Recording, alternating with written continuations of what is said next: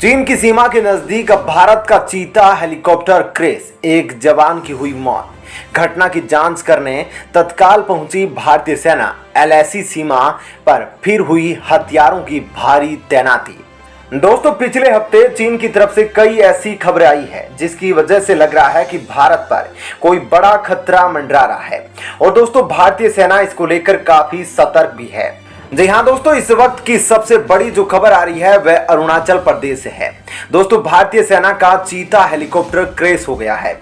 इस हादसे में एक पायलट की मौत हो गई है जबकि दूसरा घायल बताया जा रहा है। दोस्तों, इस हादसे में घायल दूसरे पायलट की स्थिति काफी गंभीर है। सेना के अधिकारियों ने बताया कि हेलीकॉप्टर हादसा अरुणाचल प्रदेश के तवांग इलाके में हुआ है। इससे पहले इसी साल के अप्रैल महीने में हिमाचल प्रदेश में चीता हेलीकॉप्टर को सुरक्षा के मद्देनजर लैंड करना पड़ा था। इस हेलीकॉप्टर ने ट्रेनिंग के दौरान उड़ान भरी थी।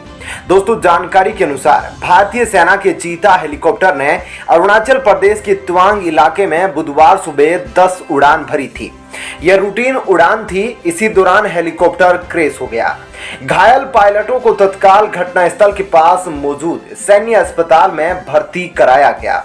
डॉक्टरों ने पायलट को मृत घोषित कर दिया जबकि को पायलट की हालत बेहद गंभीर बनी हुई है। फिलहाल उनका इलाज किया जा रहा है। हादसे में मारे गए पायलटों की पहचान कर्नल सौरभ यादव के तौर पर की गई है। हालांकि अभी तक इस बात का पता नहीं चल सका है कि हेलीकॉप्टर अचानक से क्यों क्रैश हो गया। दूसरी तरफ हादसे की जांच के आदेश दिए गए हैं। जांच के बाद ही हादसे की वजहों का पता चल सकेगा। दोस्तों, न्यूज एजेंसी पीटीआई के रक्षा प्रवक्ता कर्नल एएस वालिया के हवाले से बताया गया है कि चीता हेलीकॉप्टर के क्रैश होने की घटना चीन सीमा के काफी करीब हुई है। उन्होंने बताया कि हेलीकॉप्टर ने सामान्य तरीके से उड़ान भरा था और सुबह तकरीबन 10 बजे दुर्घटनाग्रस्त हो गया। उन्होंने बताया कि फिलहाल दुर्घटना की वजहों का पता नहीं चल सका है। दोस्तों, इसी हफ्ते की यह दूसरी बड़ी खबर है जब चीन से जुड़ी कोई ऐसी फ्लाइट या कोई हेलीकॉप्टर जो चीन जा रहा है या फिर चीनी सीमा के नजदीक था या तो वह दुर्घटनाग्रस्त हो गया, फिर उसमें बम होने की जानकारी भारतीय सेना को मिली थी। जी हां दोस्तों, इसी हफ्ते ही एक ईरान के तेहरान शहर से चीन जाने वाली फ्लाइट के बारे में भी ऐसी जानकारी मिली थी। दोस्तों, बीते सोमवार को तेहरान से चीन जाने वाली एक फ्लाइट में बम रखे होने की सूचना मिली थी।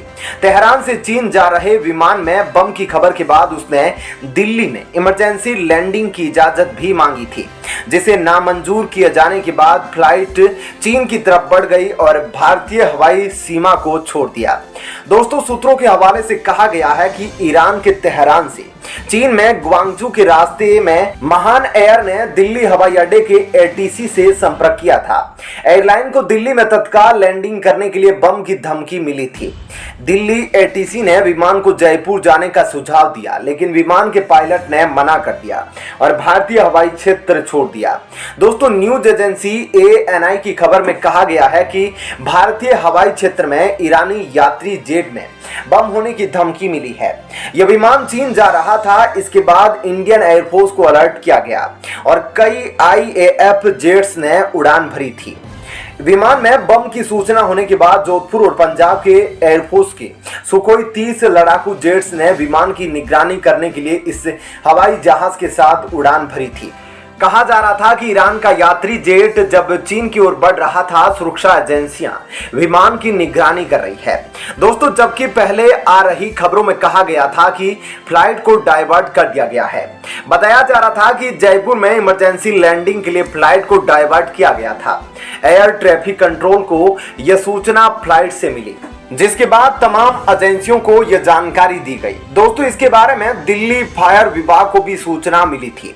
दिल्ली पुलिस और बाकी एजेंसियां भी मामले की जांच में जुट गई थी। इस जानकारी के मिलने के बाद सभी सुरक्षा एजेंसियों को आगाह किया गया था। दोस्तों ईरान से जाने वाली सभी फ्लाइट्स ज्यादातर भारत का एयर स्पेस यूज करती है। और दोस्तों ये फ्लाइट जो जा रही थी इसके बारे में बताया गया है कि इसके अंदर बम होने की खबर लाहौर से मिली थी। दोस्तों वैसे तो इस फ्लाइट को तिब्बत के ऊपर होकर चीन में जाना चाहिए था, लेकिन फ्लाइट्स के मामले में तिब्बत का रिकॉर्ड काफी खराब है। यहाँ पर कई जहाज तो उड़े पर गायब हो जाते हैं। ऐसे में कोई भी फ्लाइट कंपनी अपने किसी भी फ्लाइट को तिब्बत के ऊपर से उड़ान भरने की इजाजत नहीं देती। वहीं दोस्तों दूसरी तरफ जैसे जैसे सर्दियों का मौसम आ रहा है वैसे वैसे एक बार फिर से चीन की नजरें एलएसी सीमा पर टेढ़ी होती जा रही है। दोस्तों विशेषज्ञों की माने तो चीन ने पिछले 2 साल भारत के साथ जारी टकराव में यह बात साबित कर दी है कि वह किसी भी शांति परंपरा को नहीं मानता, बल्कि उसकी सेना पीपुल्स लिबरेशन आर्मी अपनी ही स्टाइल में बातों को आगे बढ़ाती है। दोस्तों दुश्मन का सामना करने के लिए चीनी शब्द वेई सी, जो कि अंग्रेजी शब्द से पूरा अलग है। पहले शब्द यानी कि IR में प्रतिरोध करना और दुश्मन को अपने जाल में फंसाना, और वह भी बिना किसी अंतर की, सबसे बड़ी खासियत है। दुश्मन को किसी भी तरह का खतरा पैदा करने से रोकने की रणनीति और उसे इस तरह से मजबूर कर देना कि वह अपना बर्ताव या अपनी विदेश नीति को बदल ले। चीन इन्हीं दोनों नीतियों पर मनोवैज्ञानिक स्तर पर युद्ध लड़ने का प्रयास करता है। दोस्तों मिलिट्री स्टडीज 2020 में डीन जेंग, जो कि चीनी मिलिट्री और सुरक्षा मसलों के रिसर्चर है, कहते हैं कि परमाणु प्रतिरोध को परमाणु सेनाओं का प्रतिनिधि माना जाता है। इसे उस खतरे के तौर पर देखा जाता है जो दुश्मन के रोजगार पर संकट पैदा कर दे और साथ ही उसे उसकी सीमा में ही रोक दे। उन्होंने कहा कि यह बात गौर करने वाली है कि चीन के साहित्य में इस बात पर खासा जोर दिया गया है कि न सिर्फ समता और विश्वास जरूरी है, बल्कि इन दोनों बातों को दुश्मन को बेहतर तरीके से बताना भी सबसे अहम है। दोस्तों चीन ने हाल ही में अपने परमाणु हथियार टेक्नोलॉजी को बेहतर करने में भारी निवेश किया है, जिसमें हाइपरसोनिक हथियार भी शामिल है। इस कदम को उसकी इसी रणनीति के तहत देखा जा रहा है।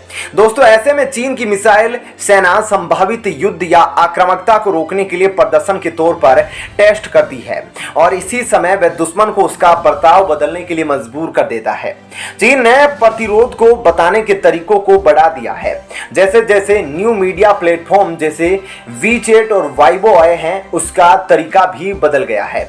चीन ने पहले भी मीडिया का प्रयोग किया है, जिसमें पीपुल्स डेली, PLA डेली और चाइना डेली को उसने इसका हिस्सा बनाया है।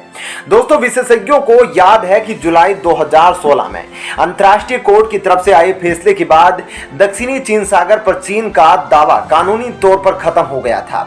उसके बाद चीनी वायुसेना ने H-6K बॉम्बर्स को स्कारबोर्ग सोआल के ऊपर दौड़ा दिया था। दोस्तों उस समय चीन का फिलीपींस से दक्षिणी चीन सागर पर विवाद चल रहा था, और जब यह सब कुछ हुआ तो इसे चीन के सोशल मीडिया साइट्स पर टेलीकास्ट किया गया था। PLA ने इसी रणनीति को साल 2017 में डोकलाम टकराव के दौरान अपनाया था। माना जा रहा है कि चीन इसी नीति को पूर्वी लद्दाख में अपना रहा है, तो ताइवान के साथ जारी टकराव पर भी उसका यही रुख देखने को मिल रहा है। लेकिन दोस्तों चीन की इन सारी चालों से भारत पूरी तरह से वाकिफ है। दोस्तों एक तो हाल ही में अरुणाचल प्रदेश में चीनी सीमा के बिल्कुल नजदीक भारतीय सेना का जो चीता हेलीकॉप्टर क्रैश हुआ है, जिसमें एक जवान की मौत हो गई है, उसको लेकर भारतीय सेना बहुत सतर्क है। और अरुणाचल प्रदेश में अब सेना की भारी तैनाती की गई है, क्योंकि जिस तरह से चीन ताइवान के आसपास घूमता रहता है, ऐसे में शक किया जा रहा है कि कहीं इस हेलीकॉप्टर क्रैश में चीन का हाथ तो नहीं। आपका इस खबर पर क्या कहना है जरूर बताएं। धन्यवाद।